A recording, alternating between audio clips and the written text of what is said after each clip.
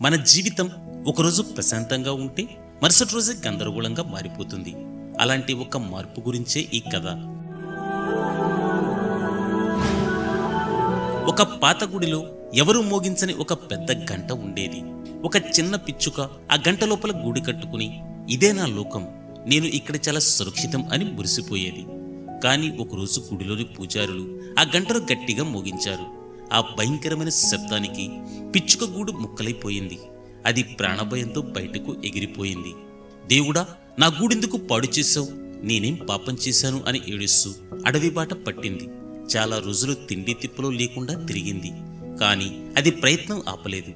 అలా వెతుకుతుండగా ఒక అద్భుతమైన పండ్ల తోట దానికి కనిపించింది.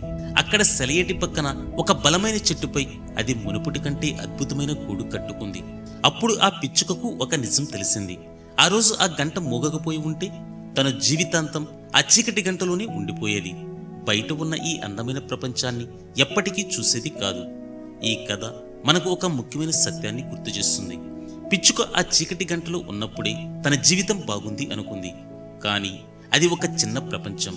మనం కూడా తరచుగా మనకున్న పాత అలవాట్లు, చిన్న ఉద్యోగాల్లోనే సంతోషంగా ఉన్నామని భ్రమపడతాం. జీవితం మనల్ని అక్కడి నుంచి బయటకు నెట్టినప్పుడే మన అసలు సామర్థ్యం ఏంటో మనకు తెలుస్తుంది.